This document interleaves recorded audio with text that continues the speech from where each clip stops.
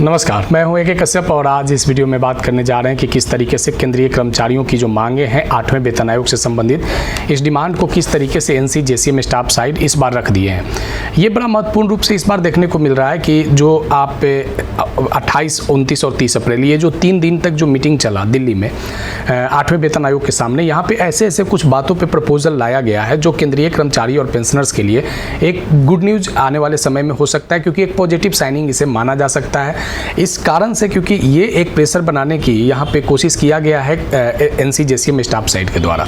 8वें वेतन आयोग में सबसे महत्वपूर्ण रूप से जिन बातों का चर्चा होने वाला था कि 30 अप्रैल तक एक डेडलाइन तय किया गया था, जिसमें जो स्टेक होल्डर या जो भी इंडिविजुअल जो भारतीय नागरिक हैं, केंद्रीय कर्मचारी, राज्य कर्मचारी या पेंशनर्स हैं, वे अपने 8वें वेतन आयोग से संबंधित सजेशन को फीडबैक दे सकते थे। लेकिन यहाँ पे हुआ क्या है कि इस तारीख को 1 महीने के लिए बढ़ा दिया गया है, यानी 31 मई 2026 तक कोई भी 8वें वेतन आयोग से संबंधित 20,000 शब्दों की लिमिट में वो सजेशन दे सकता है। ये एक बड़ा महत्वपूर्ण रूप से बात तो निकल कर आया ही है, साथ ही ये भी चर्चा यहाँ पे हुआ है और इस बात को अगर 8वें वेतन आयोग में लागू किया जाता है कि पुरानी पेंशन योजना, यहाँ पे एक बड़ा महत्वपूर्ण रूप से डिमांड को उठाया गया है कि पुरानी पेंशन योजना को लागू किया जाए, NPS और UPS को विड्रॉ किया जाए। साथ ही साथ बहुत से ऐसे बातों पे चर्चा हुआ है, एक्सीडेंटल क्लेम पे चर्चा हुआ है, हेल्थ पे चर्चा हुआ है, अलावेंस पे चर्चा हुआ है, प्रमोशन पे चर्चा हुआ है, MSCP पे चर्चा हुआ है, फिटमेंट फैक्टर पे चर्चा हुआ है। तो इन सारे बातों को इस वीडियो में देखेंगे और ये जो चर्चा इसलिए ज़्यादा महत्वपूर्ण है क्योंकि यहाँ पे इस चीज़ को जानना जरूरी है कि 8वें वेतन आयोग में जो लाभ मिलने वाला है केंद्रीय कर्मचारी या पेंशनर्स को, उस लाभ का फायदा कब तक और कितना तक मिल सकता है। साथ ही जो स्टेट एम्प्लॉय हैं उनके लिए जो केंद्र सरकार के तर्ज पे जो राज्य 8वें वेतन आयोग को लागू जब करेंगे तो उन लोगों को भी ये फायदे का मिलना सुनिश्चित हो जाएगा। तो अगर अभी आप केंद्र के कर्मचारी हैं, राज्य के कर्मचारी हैं या पेंशनर्स हैं तो आप मेरे चैनल के साथ जरूर जुड़ जाइएगा। चैनल को जरूर सब्सक्राइब करके बेल आइकन को दबाइएगा। वीडियो अच्छा लगेगा तो लाइक शेयर जरूर कीजिएगा। कोई सजेशन होगा तो आप कमेंट में लिखिएगा। 8वें वेतन आयोग का जब चर्चा आता है तो यहाँ पे महत्वपूर्ण रूप से सबसे महत्वपूर्ण रूप से जो बातें निकल कर आते हैं वो बातें निकल कर आते हैं NC-JCM क्या मांग को उठा रहे हैं। तो यहाँ पे जो NC-JCM जो यहाँ पे डिमांड को लाए हैं वो मिनिमम पे का, फिटमेंट फैक्टर का, स्केल मर्जर का, NPS विड्रॉ का और जो बहुत सारे ऐसे इशू हैं जिस पर डिस्कस किए गए हैं इस बार के मीटिंग में। अब यहाँ ये बात निकल कर आता है कि आखिर ये बात कब से लागू होगा और क्या NC-JCM का जो सुझाव है, क्या जो 8वें वेतन आयोग है वो क्या वो NC-JCM के सजेशन को मान लेगा। तो ये बात को आप इसमें देख सकते हैं कि जिस तरीके के पॉइंट को यहाँ पे लाया गया है उस बात को यहाँ पे दबाव बनाने की कोशिश किया गया है जो मीटिंग हुआ है उसमें कि हमें यानी केंद्रीय कर्मचारियों को ये लाभ चाहिए। इसको रिप्रेजेंट कर रहे थे स्टाफ साइड के जो सेक्रेटरी हैं शिव गोपाल मिश्रा और स्टाफ साइड के जो लीडर हैं M राघवैया, JR भोसले, गुमान सिंह, श्री कुमार, रूपक सरकार, तपस बोस, PU खाड से BC शर्मा, ये सभी लोग जो थे ये रिप्रेजेंट कर रहे थे और ये केंद्रीय कर्मचारियों के लिए डिमांड को रख रहे थे। सबसे पहले जो बात निकल कर आया वह मिनिमम वेज का बात आया, क्योंकि सबसे पहले न्यूनतम वेतन की बातें वेतन आयोग में प्रमुखता से उठाए जाते हैं। तो यहाँ पे मिनिमम वेज की जब बात आया तो यहाँ पे मिनिमम वेज जो चर्चा हुआ कि सबसे पहले मिनिमम वेज किस आधार पर बढ़ेगा, तो यहाँ पे कैलोरी कंजम्पशन के आधार पर, यानी 3490 कैलोरी प्रति व्यक्ति के औसत आधार पर यहाँ मिनिमम पे को तय करने की बात किया गया, जिसमें इसेंशियल टेक्नोलॉजिकल एक्सपेंडिचर की भी चर्चा हुआ। इसेंशियल टेक्नोलॉजी एक्सपेंडिचर के आधार पर जो ड्राइव किया गया है कि मिनिमम पे 69,000 रुपीज़, यानी 8वें वेतन आयोग में जो मिनिमम पे है कम से कम 69,000 रुपया होना चाहिए। अब केंद्रीय कर्मचारियों को अभी 7th पे कमीशन में जो मिनिमम जो वेज रहा था वह 18,000 रुपये का रहा था और ये बढ़ाकर 8th CPC में 69,000 रुपये तक गया है। अगर इस आधार पर जब आप कैलकुलेशन करेंगे, जब आप टेक्नोलॉजिकल एक्सपेंडिचर की जब बात करेंगे तो यहाँ पे ये फिटमेंट फैक्टर 3.5 से भी ज़्यादा आपको देखने को मिल सकता है। देखिए दूसरा जो पॉइंट यहाँ पे रखा गया मिनिमम वेज के बाद फिटमेंट फैक्टर को लेकर, तो फिटमेंट फैक्टर में जिस विषय पे अभी हमने किया कि 7th पे का मिनिमम फिटमेंट फैक्टर है 18,000 रुपया, जिसे बढ़ाकर इंक्रीज करके 69,000 रुपया लगभग ये 3.83 का फिटमेंट फैक्टर की चर्चा यहाँ पे किया गया। अब देखिए 7th पे कमीशन पे अगर आते हैं तो 2.57 का फिटमेंट फैक्टर रहा था, और यहाँ पे जो बात किया जा रहा है लगभग 1.4 के आसपास में ज़्यादा फिटमेंट फैक्टर का यहाँ पे डिमांड किया जा रहा है, क्योंकि महंगाई व्यवस्था, बाजार व्यवस्था के साथ कर्मचारियों को यानी सेंट्रल एम्प्लॉय को, पेंशनर्स को, स्टेट एम्प्लॉय और पेंशनर्स को जूझना पड़ रहा है। यहाँ पे देखिए इस चीज़ पे बात किया गया कि जो इंक्रीजिंग पेंशन एक्सिस्टिंग पेंशनर्स जो हैं उन लोगों को भी फिटमेंट फैक्टर का लाभ इस तरीके से दिया जाए ताकि वे लोग भी एक अच्छे मिनिमम वेज पे जा सकें। लेकिन यहाँ पे 18,000 रुपये से बढ़ाकर 69,000 रुपये का चर्चा किया गया। देखिए यहाँ पे एक जो सबसे महत्वपूर्ण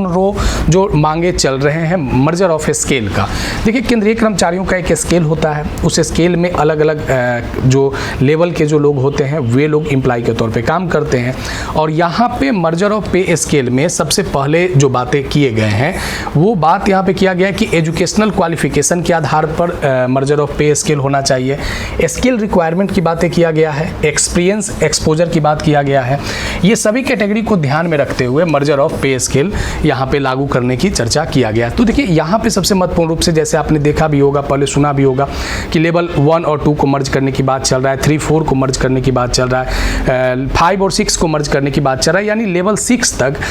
जो लेवल है उसको मर्ज करके एक बेहतर सैलरी का स्ट्रक्चर कैसे बनाया जाए, इस पॉइंट पे भी यहाँ पे चर्चा हुआ। अब यहाँ पे आइए जरा रेट ऑफ इंक्रीमेंट पे भी चर्चा हुआ है कि रेट ऑफ इंक्रीमेंट क्या है। तो यहाँ पे एम्प्लॉय का जो रेट ऑफ इंक्रीमेंट है, अभी रेट ऑफ इंक्रीमेंट क्या है, प्रति वर्ष किसी भी केंद्रीय कर्मचारियों को 3% का यहाँ पे रेट ऑफ इंक्रीमेंट मिल पाता है बेसिक में। ये या तो जनवरी में मिलता है या जुलाई में मिलता है, यानी वर्ष में एक ही बार 3% का बेसिक में ये बढ़ोतरी होता है, जिस आधार पे बेसिक सैलरी बढ़ने से डीए वगैरह का भी कैलकुलेशन बढ़ जाता है। अब यहाँ पे इस बात को चर्चा में लाया गया है कि जो ये 3% है इसको बढ़ाकर 6% किया जाए, यानी ये बड़ा महत्वपूर्ण डिमांड है। अगर ये 3% बढ़ता है बेसिक में फिटमेंट फैक्टर के बाद, या जो आप मर्जर ऑफ पे स्केल के बाद अगर ये 3% अतिरिक्त अगर बेसिक में बढ़ता है तो इसका फ़ायदा आपको अलावेंस पे पड़ सकता है, यानी आपके अलावेंस में वृद्धि देखने को मिल सकते हैं, और इसका जो आउटपुट है वो 2 साल 4 साल के बाद एक बेहतर सैलरी का आप आशा कर सकते हैं अगर 3% एडिशनल इंक्रीमेंट अगर एनुअल होता है। अब आगे देखिए कुछ और मांगों पर चर्चा यहाँ पे किया गया है। यहाँ पे प्रमोशन की बातों पर चर्चा किया गया, क्योंकि केंद्रीय कर्मचारी लोगों का प्रमोशन बड़ा महत्वपूर्ण एक विषय रहता है। प्रमोशन पे यहाँ पे 5 प्रमोशन और एसीपी की लाभ पे चर्चा किया गया है, यानी सर्विस टेन्योर में 5 प्रमोशन यहाँ पे 8 सीपीसी में इस चीज़ को कंसीडर करने की बात चला है कि जो अगर 30 साल का जो जिन लोगों का सर्विस रहा है उनको 5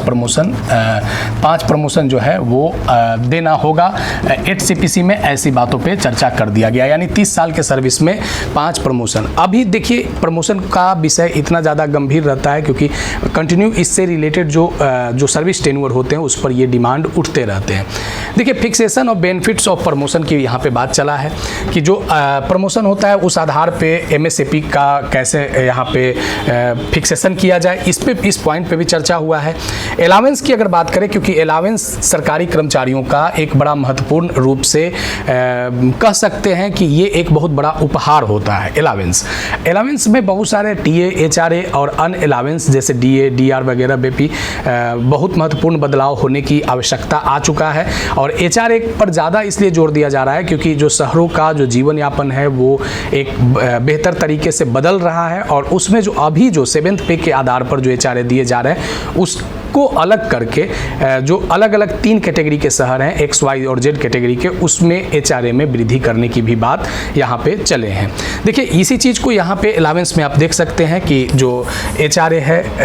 और जो सीईए एंड रिस्क अलावेंस है उसको भी यहाँ पे मेमोरेंडम में लाया गया है। अब आगे देखिए यहाँ पे कुछ और महत्वपूर्ण बातें, लीव, छुट्टी के विषय पे जो चर्चा किया गया है कि लीव को लेकर 8 सीपीसी में कौन से बातों पर ज़्यादा फोकस किया गया है। तो देखिए यहाँ पे अगर जब आप स्लिप पे बात करेंगे तो यहाँ एक वर्ष में 365 डे में 2 स्पेल यहाँ पे लगाया जाता है। इसमें जो छुट्टी को लेकर जो बातों पे चर्चा हुआ है कि जो सबसे महत्वपूर्ण रूप से ईएल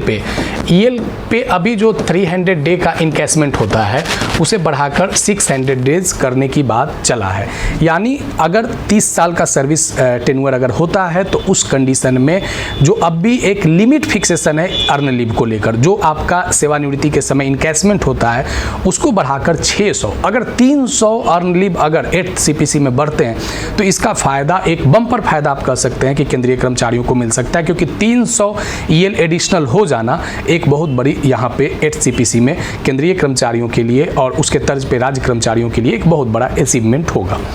अब देखिए यहाँ पे कुछ और बातों पे चर्चा किया गया है, जो जिसमें rate of subscription, insurance cover की बात किया गया है, यहाँ पे हेल्थ से रिलेटेड है। एक्सीडेंटियल डेथ को लेकर यहाँ पे केंद्रीय कर्मचारियों के लिए जो 2 करोड़ रुपया यहाँ पे एक्सीडेंटियल डेथ पे यहाँ पे चर्चा हुआ है कि अगर ड्यूटी में अगर किसी प्रकार का केंद्रीय कर्मचारियों का अगर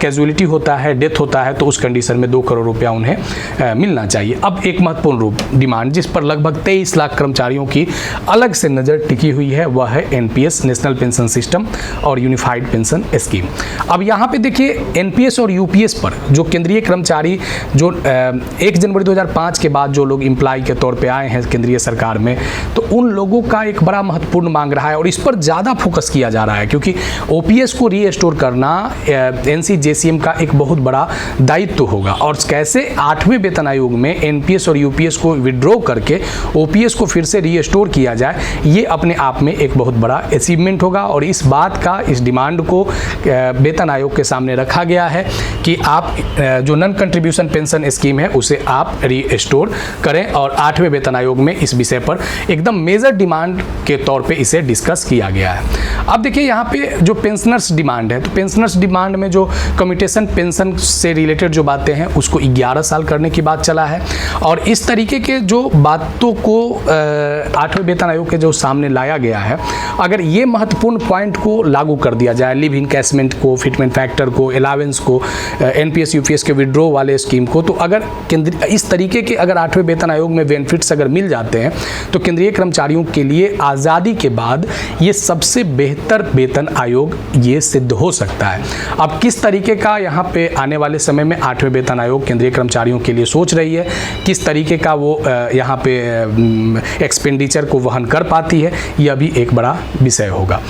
तो बताइएगा वीडियो कैसा लगा है। अगर आपसे रिलेटेड कुछ अगर और इन्फॉर्मेशन आएगा तो ज़रूर हम आपके सामने रखेंगे। 31 मई 2026 तक आप भी इसमें सजेशन में शामिल हो सकते हैं कि वेतन आयोग में क्या आपको आवश्यकता है, क्या बदलाव है। तो नए जुड़े हैं तो जरूर सब्सक्राइब करके बेल आइकन को दबा दीजिएगा। वीडियो अच्छा लगेगा तो लाइक शेयर जरूर कीजिएगा। कोई सुझाव होगा तो आप कमेंट में लिखिएगा। मिलेंगे आगे नेक्स्ट वीडियो नेक्स्ट टॉपिक में। धन्यवाद।